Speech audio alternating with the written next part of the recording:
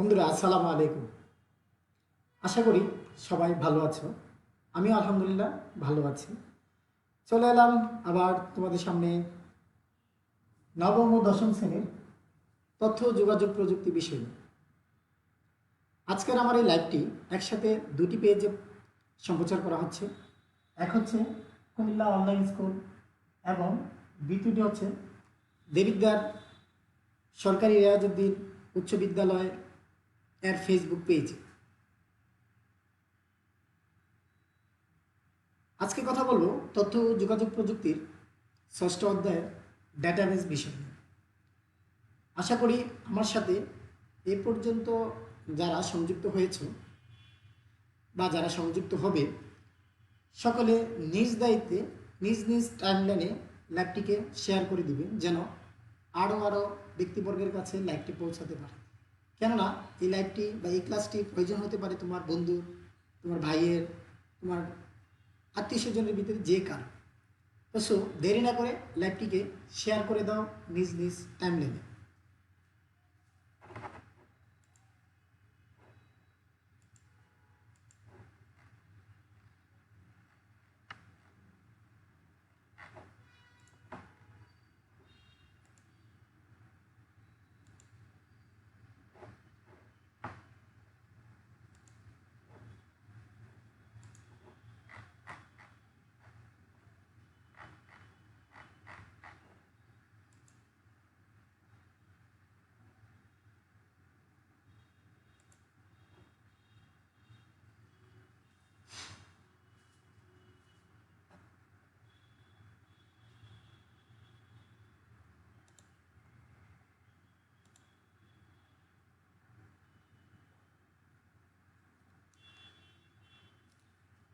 ক্লাসটি শুরু করার আগে আমি দুটি ভিডিও দেখাবো তোমাদেরকে, অর্থাৎ একটি ভিডিওতে দুটি পার্ট।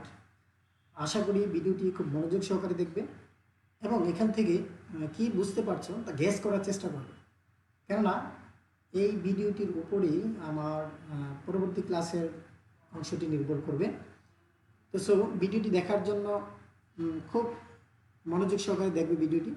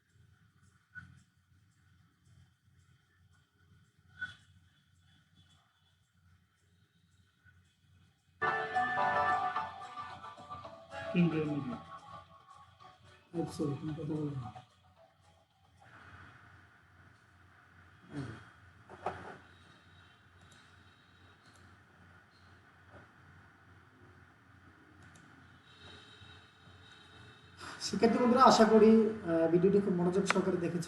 আমি এই ভিডিওটিতে দুটি পার্টে বিভক্ত করে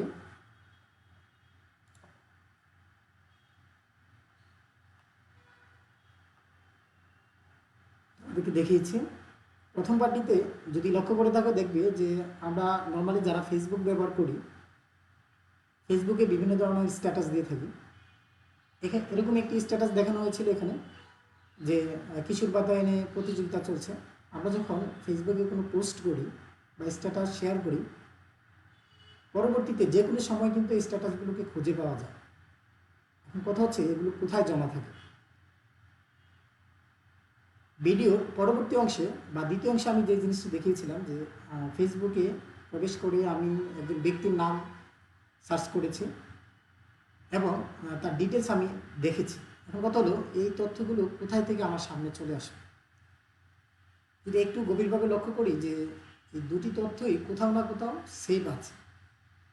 আমরা যখন প্রয়োজনীয় তথ্য শেয়ার করি তখন ওইখানে গিয়ে সেভ হয়, আবার যখন কোনো প্রয়োজনীয় তথ্য খুঁজে নিই তখন ওখান থেকে আমার সামনে দৃশ্যমান হয়।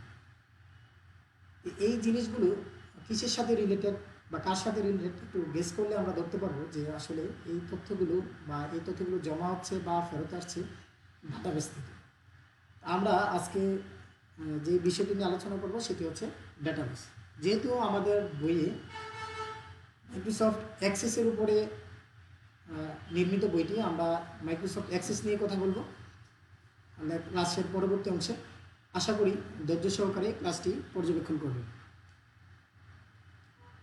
আমরা যদি আজকের এই সম্পূর্ণ ক্লাসটি মনোযোগ সহকারে দেখি তাহলে আমরা যা যা অর্জন করব তা হচ্ছে ডাটাবেস কি বলতে পারবো, রেকর্ড ও ফিল্ড কি এগুলো বলতে পারবো, ডাটাবেজে অন্তর্ভুক্ত বিষয়সমূহ বর্ণনা করতে পারবো, অর্থাৎ একটি ডাটাবেজ কি কি উপাদান নিয়ে গঠিত আমরা এগুলো সম্পর্কে বিস্তারিত অবগত পারবো এবং ব্যাখ্যা করতে পারবো।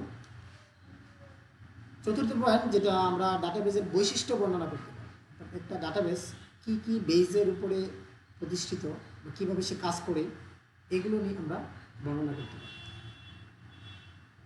শিক্ষার্থী বন্ধুরা যদি মনোযোগ দিয়ে লক্ষ্য করো তোমরা দেখবে যে এখানে কিছু ডেটা দেওয়া আছে, যেমন আশরাফুল 9, কামরুল 15, 9, তাহমিনা আক্তার, এই ধরনের এলোমেলো কিছু তথ্য দেওয়া আছে এখানে। আসলে কি আমরা বুঝতে পারছি যে এই তথ্যগুলো এই ডেটাগুলো দ্বারা কি বোঝানো হচ্ছে?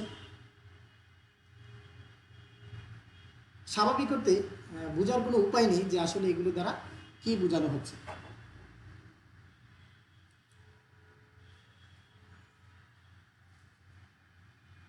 আমরা যদি একটু মডিফাই করি তথ্যগুলোকে, যে আমি একটা টেবিল নিলাম, এই টেবিলে তথ্যগুলোকে পরপর সাজিয়ে দিলাম, যেমন আশরাফুল 10, 9 অর্থাৎ রোল 9।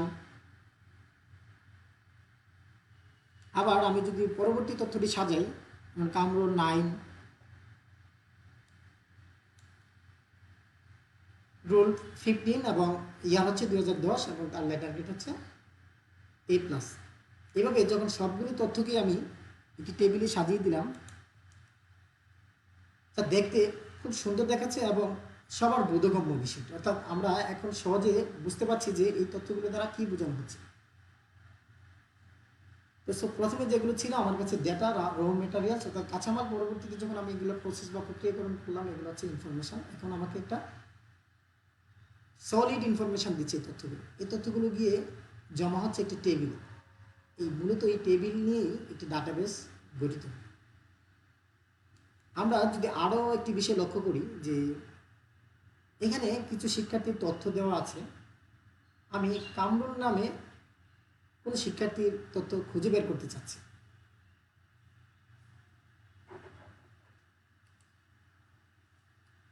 তো আমি যদি এই বক্সটিতে কামরুল লিখে সার্চ বক্সে আমি ক্লিক করি, তখন দেখব যে এই বিপুল পরিমাণ তথ্য থেকে এই কামরুলের তথ্যটি আমার সামনে প্রদর্শিত হচ্ছে। এখন শিক্ষার্থী বন্ধুরা, আমার এখানে তথ্যের সংখ্যা কম ছিল। যদি এখানে লাখ লাখ কোটি কোটি শিক্ষার্থীর তথ্য থাকতো, প্রয়োজনে আমাকে কারো তথ্য খুঁজে নিতে হতো, তখন কিন্তু আমরা এইভাবেই খুঁজতাম। এই খোঁজাটারও ডাটাবেস প্রক্রিয়ায় একটি নাম আছে, আমরা পরবর্তীতে এই বিষয়গুলো জানব। এখন আমরা দুইটি জিনিস এখানে লক্ষ্য করলাম যে প্রথম টেবিলে তথ্যগুলো এলোমেলো ছিল প্রথমে, পরে আমরা সুন্দরভাবে সাজিয়ে গুছিয়ে নিয়ে একটি অর্থবহ ইনফরমেশন তৈরি করেছি। দ্বিতীয় অংশে এসে দেখলাম যে অনেকগুলো তথ্য এখানে হতে পারে, বিপুল পরিমাণ তথ্য, লাখ লাখ কোটি কোটি তথ্য, সেখান থেকে প্রয়োজনীয় একটি তথ্য আমরা খুঁজে নিয়েছি। এই দুটি অংশ থেকে আমরা যে জিনিসগুলো বুঝতে পারছি যে ডাটাবেস হচ্ছে মূলত একটা সাজানো গোছানো তথ্যের সংগ্রহ, যেখান থেকে প্রয়োজনীয় তথ্য সহজে খুঁজে বের করা যায় এবং ব্যবহার করা যায়। প্রয়োজনে আমরা এডিট বা মডিফাই করতে পারি পরবর্তীতে। তাহলে বোঝা হয়ে গেল যে আমাদের ডাটাবেস কি। ডাটাবেস মূলত একটা তথ্যের ভাণ্ডার, যেখানে তথ্যগুলো সুশৃঙ্খলভাবে থাকে এবং সেখান থেকে প্রয়োজনীয় তথ্যগুলো খুব সহজে খুঁজে বের করা যায় এবং প্রয়োজন মতো এডিটিং সম্পাদনা করা যায়। সম্পাদনা করে আমরা আবার সংরক্ষণ করতে পারি বা নিজের প্রয়োজনে প্রিন্ট আউট করতে পারি।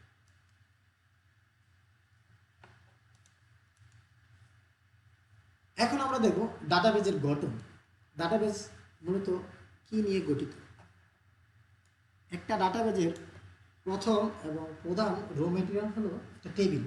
কোনো টেবিল ছাড়াই কোনো ডাটাবেজের অস্তিত্ব কল্পনা করা যায় না। একটি ডাটাবেজে কমপক্ষে একটি টেবিল থাকতে হবে এবং এই টেবিল কি কি জিনিস নিয়ে গঠিত আমরা এখন এগুলো আইডেন্টিফাই করব।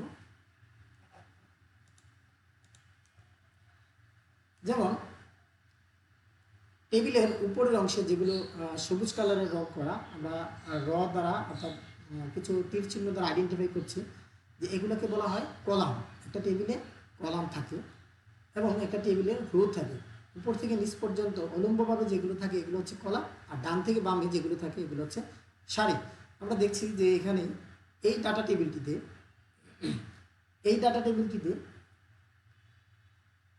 পাঁচটি কলাম এবং পাঁচটি সারি বিদ্যমান, অর্থাৎ র বিদ্যমান। এখন আমরা দেখব যে এই সারির ভিতরে একটি মূল সারি থাকে, প্রধান সারি থাকে, যেটিকে আমরা বলি কলামের হেডিং, অর্থাৎ প্রত্যেকটি কলামের শিরোনাম এই অংশে লেখা থাকে। এটাকে আমরা কলাম হেডিং বলতে পারি। এবং এই কলাম হেডিংয়ে যে নামগুলো দেওয়া থাকে, অর্থাৎ প্রত্যেকটি কলামকে আলাদা আলাদাভাবে আইডেন্টিফাই করার জন্য যে নামগুলো দেওয়া থাকে এগুলোকে বলা হয় কলামের ফিল্ড বা ফিল্ড নেম। যেমন এখানে নেম একটি ফিল্ড নেম, ক্লাস একটি ফিল্ড নেম, রোল একটি ফিল্ড নেম, ইয়ার একটি ফিল্ড নেম এবং লেটার গ্রেড একটি ফিল্ড নেম। মনে রাখতে হবে প্রত্যেকটি ফিল্ড নেমে আলাদা আলাদা তথ্য সংরক্ষিত থাকবে এবং প্রতিটি ফিল্ড নেমের ডাটা টাইপ আলাদা আলাদা হবে, যা আমরা পরবর্তীতে আরও বিস্তারিত জানব। এগুলো আমি বলেছি যে প্রত্যেকটি ফিল্ডের অধীনে আলাদা আলাদা তথ্য থাকবে। যেমন নেমের নিচে শুধুমাত্র নাম, কারো রোল কিন্তু নেই। তো প্রত্যেকটি ফিল্ডের নামের অধীনে বিভিন্ন ডাটা টাইপের, অর্থাৎ ভিন্ন ভিন্ন ডাটা টাইপের তথ্য সংরক্ষিত থাকবে। এখন আসি আমরা পাশাপাশি কয়েকটি ফিল্ড মিলে যে জিনিসটি গঠিত হয় সেটিকে বলি আমরা রেকর্ড। অর্থাৎ এখানে নেম ফিল্ডের অধীনে, ক্লাস ফিল্ডের অধীনে, রো ফিল্ডের অধীনে, ইয়ার ফিল্ডের এবং লেটার ফিল্ডের অধীনে যে সেলগুলো বিদ্যমান, পাশাপাশি এই সেলগুলোকে নিয়ে গঠিত হয় রেকর্ড। এবং আমরা এখন যে ছবিটি দেখতে পাচ্ছি এই ছবিটির সাথে আমরা কি বুঝি, আমি পূর্বেই বলেছি যে একটা টেবিল ডাটাবেজের মূল এবং প্রধান উপাদান হচ্ছে ডাটা টেবিল। এই ছবিটি একটি ডাটা টেবিলের ছবি, যেখানে তথ্য সুশৃঙ্খলভাবে সজ্জিত থাকে। আমরা এখন একটি ভিডিও দেখব।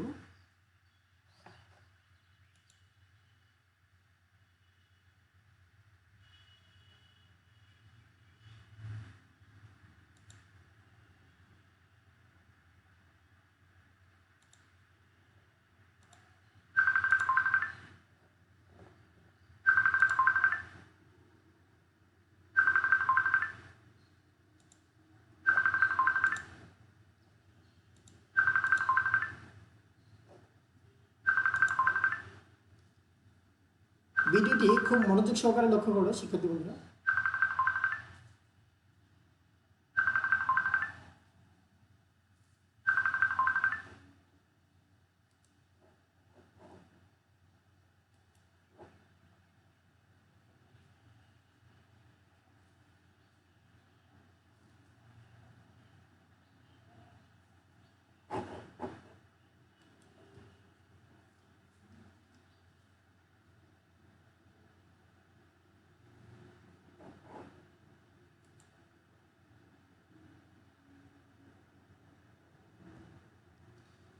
এই ভিডিওটি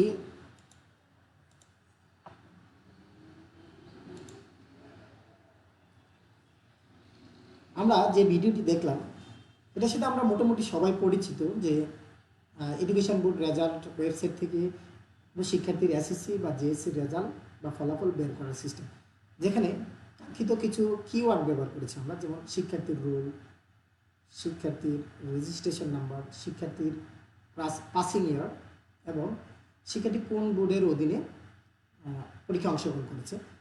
এই ধরনের কিছু কিওয়ার্ড ব্যবহার করে আমরা একজন শিক্ষার্থীর ফলাফল বের করেছি।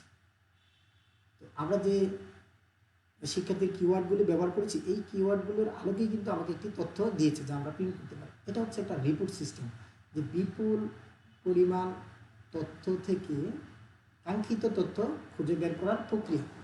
এখানে দুইটা জিনিস কাজ করে, একটা হচ্ছে আমরা যে কিছু কিওয়ার্ড ব্যবহার করে কাউকে খুঁজে বের করব, এটাকে বলা হয় ডাটাবেজের ভাষায় কোয়েরি, এবং খুঁজে বের করার পর এই শিক্ষার্থী সম্পর্কিত যে পেজটি আমরা পেলাম, অর্থাৎ ফলাফলটি পেলাম যা প্রিন্ট উপযোগী, সেটাকে বলি আমরা রিপোর্ট। তো একটি ডাটাবেজে বিপুল পরিমাণ শিক্ষার্থী থাকতে পারে, যেমন কামরুল ইসলাম নামে পুরো বাংলাদেশে 10,000 পরীক্ষার্থী থাকতে পারে। এই জন্য কি আমি 10,000 পরীক্ষার্থীর তথ্য প্রিন্ট দিব? শুধুমাত্র যেই শিক্ষার্থীর তথ্য আমার প্রয়োজন, আমি সেই শিক্ষার্থীর তথ্যই প্রিন্ট নিব। এই জন্য এই শিক্ষার্থীকে আলাদাভাবে ডাটাবেসকে বুঝিয়ে দেওয়ার জন্য কিছু কিওয়ার্ড প্রয়োজন ব্যবহার করে থাকি। যেমন আমি এখানে ব্যবহার করছি তার বোর্ড, তার রোল এবং তার রেজিস্ট্রেশন নাম্বার এবং তার পাসিং ইয়ার। তো এই তথ্যগুলি দ্বারাই তাকে হাজার হাজার কামরুল থেকে আলাদাভাবে আইডেন্টিফাই করা সম্ভব হয়েছে।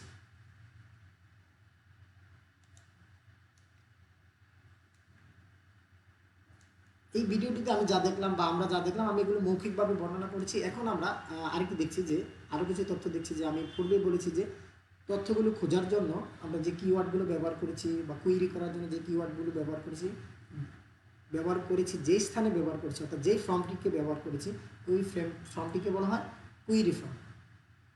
এবং পরবর্তীতে আমরা যে ফলাফলটি পেয়েছি, এই ফলাফলটিকে বলা হয় রিপোর্ট, যা প্রিন্ট উপযোগী। তাহলে এখানে আমরা দুইটি জিনিস দেখলাম, একটা হলো কুইরি ফর্ম, একটা হলো কুইরি করার পর যে ফলাফল আসে সেটাকে আমরা রিপোর্ট বলে থাকি। তাহলে ডাটাবেজের অন্তর্ভুক্ত বিষয়গুলো কী কী আমরা ইতিমধ্যে জেনে গেছি। যে প্রথমত আমরা দেখেছি একটা ডাটাবেজে কমপক্ষে একটা টেবিল থাকতে হবে, টেবিল না থাকলে ডাটাবেজের অস্তিত্বই থাকে না। কমপক্ষে একটা টেবিল প্রয়োজন একটা ডাটাবেজের জন্য। সেকেন্ড, আমরা যে জিনিসটি দেখেছি সেটা হচ্ছে কুইরি, যে একটা ডাটাবেজে বিপুল পরিমাণ শিক্ষার্থী থাকতে পারে বা তথ্য থাকতে পারে, এখান থেকে আমি কাঙ্ক্ষিত তথ্য খুঁজে বের করার জন্য কুইরি করব নির্দিষ্ট কিছু কিওয়ার্ড ব্যবহার করে। থার্ডলি, আমরা যে জিনিসটি দেখেছি সেটা হচ্ছে রিপোর্ট, অর্থাৎ কোনো তথ্য খোঁজার পর আমরা যে জিনিসটি পাচ্ছি সেটা হচ্ছে রিপোর্ট। এবং সর্বশেষ যে তথ্যটি সেটা হচ্ছে ফর্ম, অর্থাৎ যেখানে আমরা তথ্য ইনপুট করে থাকি। যেমন আমি কুইরি করার জন্য কিছু তথ্য আমার লিখতে হচ্ছে, বোর্ড, তারপরে তার রোল নাম্বার, রেজিস্ট্রেশন নাম্বার, অর্থাৎ যেই ফর্মে আমি তথ্যগুলো ইনপুট দিয়েছিলাম কুইরি করার জন্য, সেটি হচ্ছে একটি ফর্ম। তাহলে একটি ডাটাবেস মূলত এই 4টি উপাদান নিয়ে গঠিত। তাছাড়া আরও কিছু উপাদান রয়েছে, যেমন ম্যাক্রো, এগুলো নিয়ে আমরা পরবর্তীতে, এগুলো হচ্ছে বেসিক উপাদান, যেমন data, table, query, report, form.